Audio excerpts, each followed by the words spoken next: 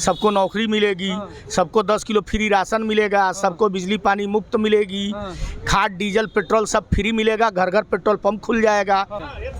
Bharatiya Janata party का कोई भी शीर्ष नेतृत्व या छोटे से छोटा कार्यकर्ता कभी कांग्रेसी नेताओं की बुराई करने का काम दूसरे देशों में नहीं किया, लेकिन इनके युवराज जो है 5 साल नहीं चलेगी, 1-1.5 साल में क्यों नहीं चलेगी? एकदम नहीं चलेगी। गठबंधन की सरकार एकदम नहीं चलेगी। अच्छा, गठबंधन, अरे वो भी इंडिया गठबंधन है, ये भी एनडीए है। जी जी, एकदम वो भी नहीं चलेगी, ये भी नहीं चलेगी। जब तक संपूर्ण 2013 में कांग्रेस सरकार थी और वो नेशनल हेराल्ड मामले में 2013 में जो है बेल पे दोनों लोग हैं, सोनिया गांधी और राहुल गांधी। तो जांच कराने की जरूरत नहीं है, ऑलरेडी वो लोग बेल पे चल रहे हैं। वो लोग ऑलरेडी बेल पे चल रहे, बताइए। नहीं देखिए, बेल पे चल रहे हैं। बेल तो ठीक है, क्या नाम पड़ेगा अंकल जी? हमारा नाम अनूप है। कैसे हैं? बढ़िया हैं? हम तो ठीक है, बाकी जो खराब हो जाने। खराब जिसका हो जाने। अच्छा ठीक है, बड़ा बच्चा। अच्छा एक बात बताइए, कहा जा रहा है विपक्ष के लोग बोल रहे हैं कि बीजेपी गवर्नमेंट 6 महीने तक नहीं चल पाएगी, टूट जाएगी। अरे बोलने वाले बोलते रहते हैं, उनका काम है बोलना। हम तो कहते हैं कल टूट जाए बीजेपी गवर्नमेंट, सबको 1-1 लाख रुपया तो मिलेगा, सबको नौकरी मिलेगी, सबको 10 किलो फ्री राशन मिलेगा, सबको बिजली पानी मुफ्त मिलेगी, खाद डीजल पेट्रोल सब फ्री मिलेगा, घर घर पेट्रोल पंप खुल जाएगा। ये सब लाभ चाहिए तो बीजेपी सरकार को आज ही अभी बर्खास्त कर देना चाहिए। अच्छा, डीजल पेट्रोल घर घर खुल जाएगा, वही कर्नाटका में 3-3.5 रुपए डीजल पड़ेगा। अभी कर्नाटक वाले जाने, क्योंकि हमें तो लाठियां याद हैं मनमोहन सिंह की सरकार की, जब पेट्रोल और डीजल के लिए हम लोग लाइन लगाते थे, रात भर पेट्रोल पंप पे ट्रैक्टर और पंपिंग सेट का पेपर लेके सोते थे। उसका एक मानक तय था कि ये पंपिंग सेट पे इतना लीटर डीजल और एक ट्रैक्टर पे इतना लीटर डीजल, हम लोग उसका पेपर लेके पंपों पे रात सोते थे। यही हाल देवगौड़ा सरकार में भी था, यही हाल नरसिंहा राव में भी था, यही हाल बीच के अटल जी को छोड़ दिया जाए तो यही हाल 4 से 14 तक भी था। तो महंगाई डज नॉट मैटर। आए दिन सड़क पे चलने के लिए जगह नहीं है। जिस घर में एक गाड़ी से सारे लोग अपना काम निपटा सकते हैं, उस घर में 4-4 गाड़ियां हैं। अगर डीजल पेट्रोल महंगा, ये डीजल पेट्रोल उन्हीं को महंगा लग रहा है जो कहीं ना कहीं राजनीति से जुड़े हुए हैं। गांव में खेत में डालने के लिए यूरिया नहीं मिलता था, डीएपी खाद नहीं मिलती थी, पोटास नहीं मिलता था, जिंक नहीं मिलता था, ब्यूटाक्लोर नहीं मिलता था। आज चीज़ें समय से पहले उनके चौराहे पे उपलब्ध हो जा रही हैं।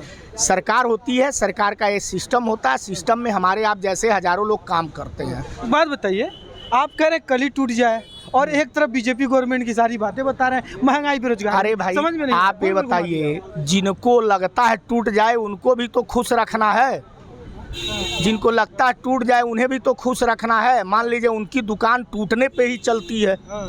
आप बताइए 240 वाले की सरकार नहीं चलेगी तो 99 वाला 5 साल कैसे पक्की सरकार चला देगा, इसकी गारंटी है।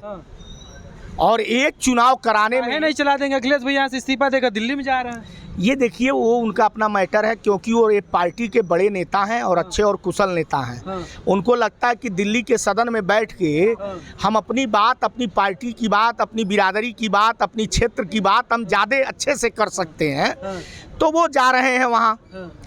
और ये उनका मैटर है, वहाँ जाकर राजनीति करेंगे। उनको जब लगेगा हमको यूपी विधानसभा में आना, किसी को बुलाएंगे, इस्तीफा दिलवाएंगे, विधानसभा जीत के आ जाएंगे। अच्छा, अभी माननीय राहुल गांधी 2 सीटों पे लड़े, दोनों सीटें उनकी सेफ थी। 2 सीटों पे वो लड़े, एक सीट, दोनों सीट पे जीते, एक सीट पे उन्होंने इस्तीफा दिया। ये चाहे किसी भी पार्टी के नेता हो, चाहे भाजपा के हो, चाहे किसी भी पार्टी के नेता हो, उस एक सीट पर चुनाव कराने के लिए करोड़ों रुपए खर्च होंगे, गवर्नमेंट के प्रत्याशियों के पैसा खर्च होंगे, इंफ्रास्ट्रक्चर खर्च होगा। इन सब पैसों की रिकवरी जो व्यक्ति इस्तीफा देता है उससे लेना चाहिए। आप तय कर लो कि हमें 5 साल लोकसभा में बैठना, तो लोकसभा चुनाव लड़ो। आप तय कर लो हमें 5 साल विधानसभा में बैठना, विधानसभा की राजनीति करो। ऐसे लोग, मैं आपके चैनल के माध्यम से मांग करता हूं कि ऐसे लोग जो कभी विधानसभा छोड़ के लोकसभा, लोकसभा छोड़ के विधानसभा जाते हैं, ऐसे उन तमाम लोगों से इन चुनावों के पूरे पैसे की रिकवरी होनी चाहिए। अरे भैया, स्टेट से हो करके केंद्र में जाएंगे, बहुत बड़ी बात होती है। अरे भैया, केंद्र से कौन नहीं जाना चाहता है? दिल्ली केंद्र से हो के गांव में भी आएंगे, ये भी बड़ी बात होती है। आज के 10 साल पहले आप बताइए, जब तय था कि रायबरेली की सीट कांग्रेसी जीतेगी, अमेठी भले ही हार जाए लेकिन रायबरेली कांग्रेसी जीतेगी, तो रायबरेली में उनको प्रियंका जी को लड़ा देना चाहिए था। अच्छा। या कि जैसे वहाँ पे जोशी जी को लड़ाया इन्होंने, किसी और को लड़ा देते। और ये बात मैं सभी पार्टियों के लिए कर रहा हूँ। तो क्या चाहे मतलब मोदी ये जी बड़ौदा और वो, बनारस लड़े, एक को छोड़े, तो उस चुनाव का भी खर्चा उनसे लेना चाहिए। अच्छा, एक बात बताइए, तो बीजेपी गवर्नमेंट टूटेगी नहीं, 5 साल चलेगी? हम तो चाह रहे टूट जाए भाई, कम से कम किसी का दिल तो रह जाएगा, कुछ तमाम लोगों का। उनको एक बार और जश्न मनाने का मौका मिल जाएगा। बस सवाल वही है कि 240 वाला 1985 के बाद कांग्रेस ने कभी भी पूर्ण बहुमत की सरकार नहीं बनाई है। 1985 में भाजपा की 2 सीटें थी और 14 में वो 282 सीट पे आई। 282 सीटों पे भाजपा आई, फिर 303 सीटों पे गई। जनता किसी मुद्दों पे नकार दिया या झूठ का भ्रमजाल इतना फैल गया, जिन्हें संविधान लिखने नहीं आता है, जिन्हें अपना नाम नहीं लिखने आता है, उन सारे लोगों को संविधान खतरे में दिखाई दे रहा था। जिस संविधान में आज तक 80-85 संशोधन हो चुके हैं, 86वें संशोधन के नाम पर संविधान बदलता हुआ दिख रहा था। ऐसे लोग संविधान के हितैषी हैं जिन्होंने 1991 तक ओबीसी आरक्षण संविधान में दबा के कुंडली मार के बैठे थे। वो लोग भी आज ओबीसी के हितैषी बने बैठे हैं। जो लोग ओबीसी का आरक्षण काट के 4%, 8%, 6%, 15% मुसलमानों को आरक्षण दे रहे हैं, जो संविधान विरुद्ध है। बाबा साहब ने संविधान की मूल भावना में इस बात को संकलित किया है कि आरक्षण का आधार हमेशा जातीय होना चाहिए, न कि धार्मिक। जो लोग धार्मिक आरक्षण दे रहे हैं वो संविधान के हितैषी होने की बात करें, तो मुझे वही लग रहा है कि बकुला भगत हैं, एक पैर पे तपस्या कर रहे हैं, बस मछली दिखे चोंच लगाएं। तो ये लोग उस संविधान की बात न करें जिन्होंने संविधान की भावना को नज़रअंदाज करते हुए 90 बार चुनी हुई सरकारों को बर्खास्त किए। लोग 90 चुनी हुई सरकारों को जिन लोगों ने बर्खास्त किया, आज वो लोग एक मुख्यमंत्री के जेल जाने के बाद जेल से सरकार चलाने की बात करते हैं। और चुनी हुई सरकारों को रातों रात जिन लोगों ने बर्खास्त किया, कह रहे डिक्टेटरशिप से हमको जेल में डलवाए मोदी जी। एकदम सही। और आज के डेट में दिल्ली की पूरी जनता परेशान है। 1973 में जब इमरजेंसी लागू हुई, जब पकड़ के जबरदस्ती मार्का देख के बधिया किया गया, तो उस समय डिक्टेटरशिप नहीं थी। जयपुर राजघराने के राजमहल को तोड़ के तहस नहस कर दिया गया सोने की खोज में। कुछ लोग कहते हैं सोना मिला, कुछ कहते हैं नहीं मिला, तो डिक्टेटरशिप नहीं थी। हवा में ही कितने लोग चले गए, राजेश पायलट, माधवराव सिंधिया, संजय गांधी, जगन्नाथ मिश्रा, जो कभी दिल्ली नहीं पहुंचे, जिनको कहा गया कि मैं दिल्ली आऊंगा, सरकार बदल दूंगा, तो लोगों ने कहा दिल्ली दूर है और दिल्ली नहीं पहुंचे। राजेश पायलट हवाई जहाज में चले गए, माधवराव सिंधिया हवाई जहाज में चले गए, संजय गांधी हवाई जहाज में चले गए। इन हत्याओं की कभी जांच हुई? लाल बहादुर शास्त्री को केजीबी ने मरवा दिया ताशकंद में, इन हत्याओं की कभी जांच हुई? तो आपके कैसे पता है कि जांच नहीं हुई? जांच तो जरूर हुई होगी, जरूर हुई। जांच होती तो जनता के सामने जांच आती। एक है गूगल बाबा, उनसे अपनी जन्म मृत्यु को छोड़ के कुछ पूछेंगे, बताएंगे, कुछ भी बता देंगे। हाँ, 99% सच। जन्म भी बता देते हैं, पूछेंगे किसी और का बता देंगे, नाम मिलेगा तो ऐसे नहीं बता पाएंगे, तो मन बढ़ई वाली बात है। तो डिक्टेटरशिप तो हमेशा रही।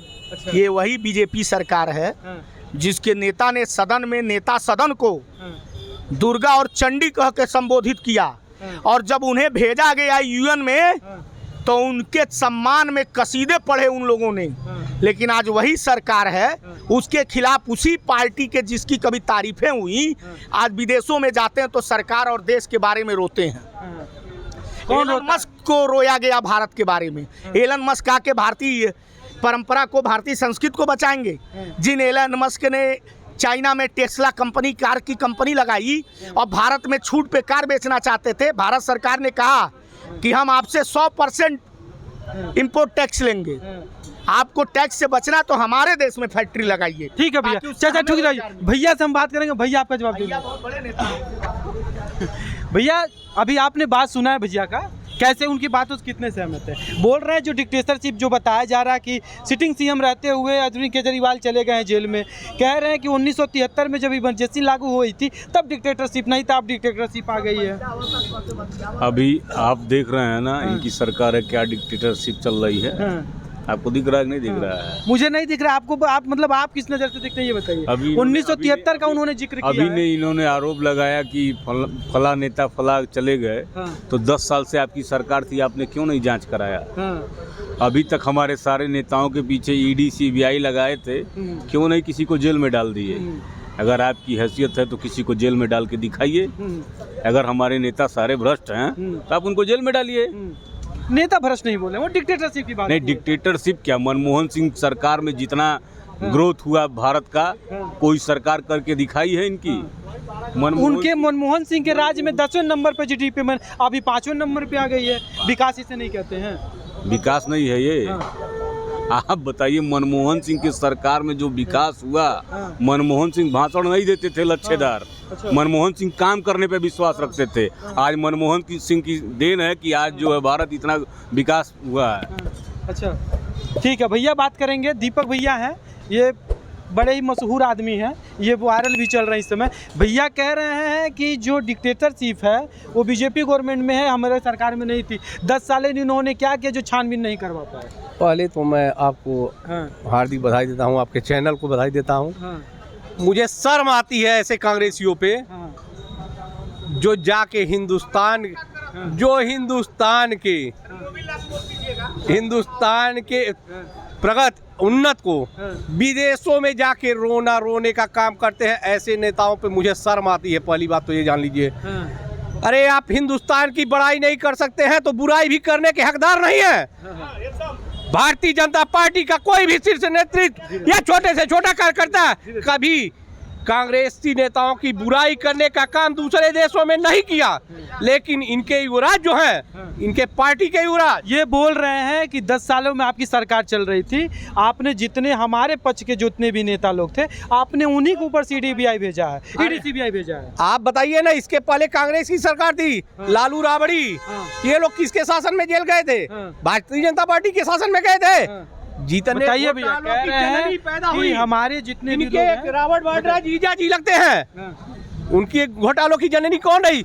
अगर घोटालों की जननी अगर कोई रही, यही तो कह रहे हैं ये कि छानबीन क्यों नहीं करवा? अरे छानबीन, इनकी सरकार में लोग जेल गए तो नहीं छानबीन हुई, और भारतीय जनता पार्टी के सरकार में जाए तो ये भारतीय जनता पार्टी की सरकार की देन है। अरे सर, तो इनको ये आनी चाहिए। कर्नाटक में आज पेट्रोल और डीजल की कीमत क्या है बताए कांग्रेस के नेताओं को? बताइए, कह रहे हैं महंगाई की बात करते हैं।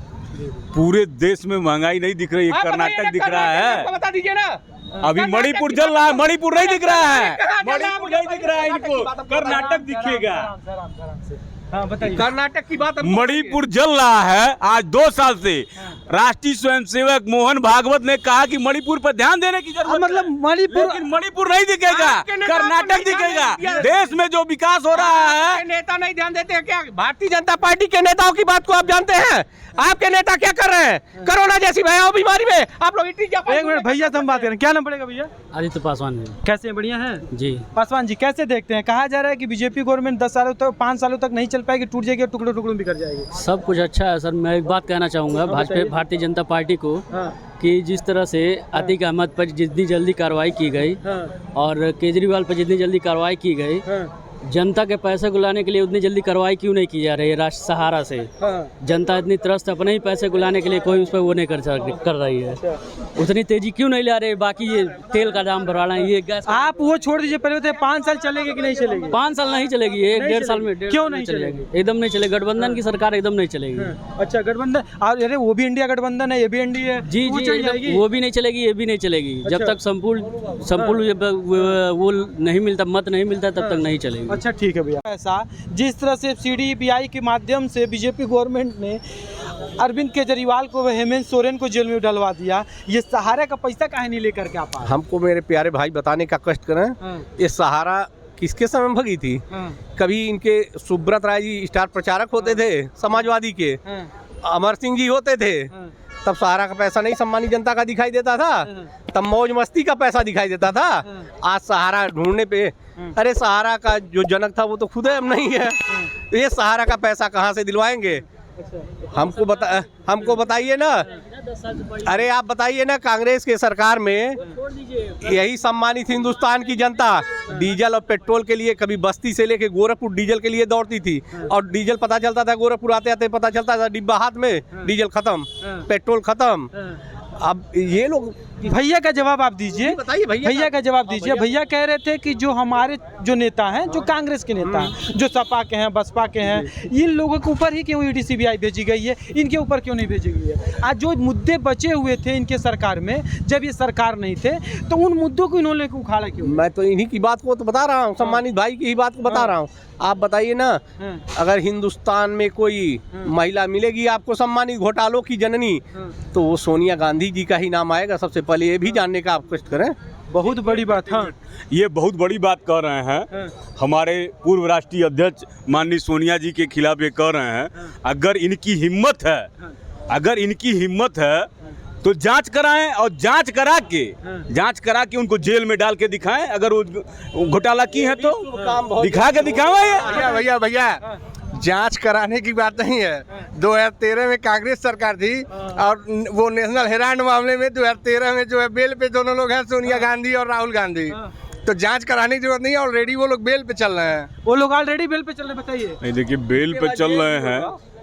बेल तो भी होगा, अभी बेल है तो जेल भी होगा। क्या कह रहे हैं भैया? अभी जेल है तो बेल भी होगा, अभी बेल है तो जेल भी होगा। बहुत जल्दी इनकी हिम्मत है तो उनको जेल में डाल के दिखाएं। जेल में डाल के कोर्ट का हिम्मत विकल्प है। नहीं देखिए, ये गलत, आप इल्जाम आप किसी के ऊपर गलत लगा सकते हैं, उसको प्रूफ करना कोर्ट का काम है। पहले प्रूफ करिए।